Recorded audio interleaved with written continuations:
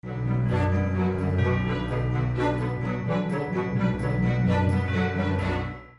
fight was supposed to happen earlier this month. Obviously, it was delayed, but we can't wait for it to get here, and it happens in 2021, January 2nd, live from the American Airlines Center right here in Dallas, Texas, in front of live fight fans, one of the great fight states in the United States, and it'll feature a man from all the way across the pond. Please welcome to the stage. He is 20-3 with 16 knockouts, a former gold medalist from Great Britain. He is Cool Hand Luke Campbell.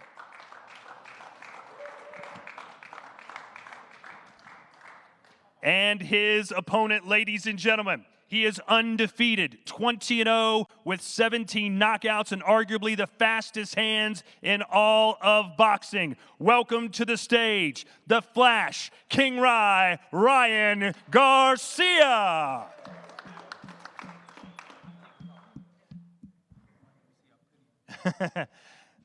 Ryan wants to take his mask off so people can see how pretty he is. Same thing with you, I guess, Luke? Yep, done. All right. Welcome to Dallas, Texas. How does it feel to be back in the United States? Yeah, great. I love fighting here. I think it's fantastic, massive show, and I'm excited to be here main event yet again. You know, it's strange to me because I've never heard two opposing camps that are so confident their fighter is going to win. All his guys think they're going to walk right through you. You think you're way more talented than he is, and it's a big step up. Why are you so confident that you're going to beat this guy? Because I want to prove that I'm the best in the division, and I believe I'm the best in the division. And once I beat Ryan, you know, that'll prove a lot of questions. Do you think I've heard before that you said you don't start fires, you put him out. You don't talk a lot of trash, but you've predicted you're going to knock him out. Why is that? That's just what I feel. What is it that you see in his game that makes you think he's susceptible? You know, of what I've seen of him, he's good. You know, he's fast. You know, he's got good skill, but I just believe in myself. Are you buying the hype that this guy's going to be the next great thing in boxing? Well, we'll soon find out on Saturday night. I guess we will. He'll be the perfect test for you. This is a big step-up fight for you. What were your thoughts when someone said, hey, do you want to fight Luke Campbell? I wanted this fight after Fonseca.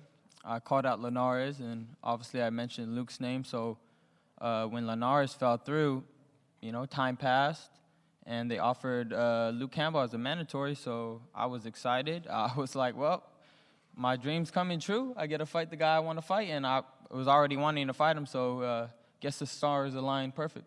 I was watching a recent program with you on DAZN where you were watching some of his fights on TV, and you were almost laughing because you said you saw so many openings to knock this guy out. What do you see when you watch Luke Campbell fight?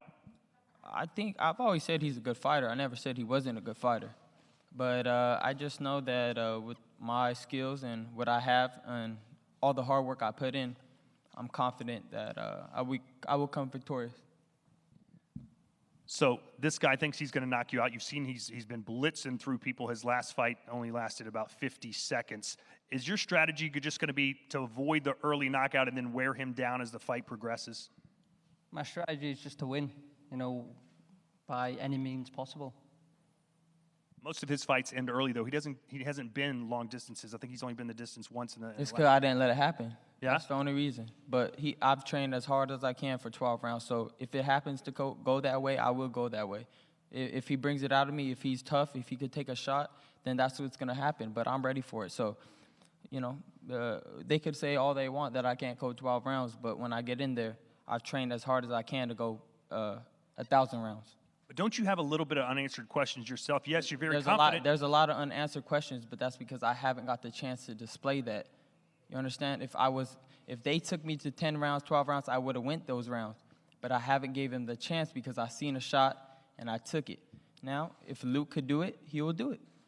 Do you expect this fight to go the distance?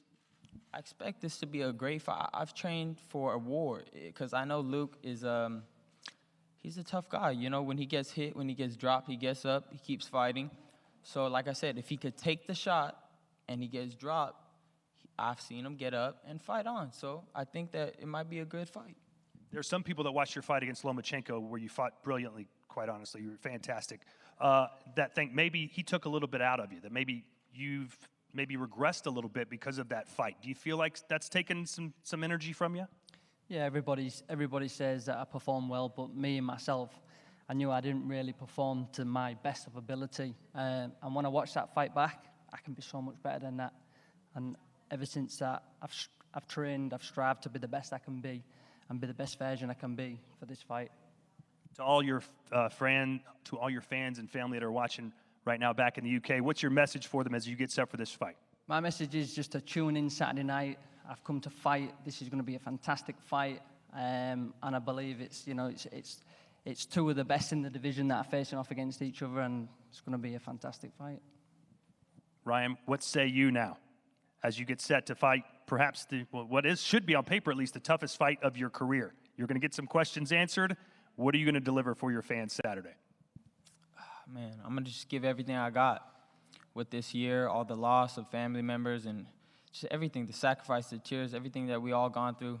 I'm going to bring that into 2021 and bring all that I got. So make sure that you don't blink.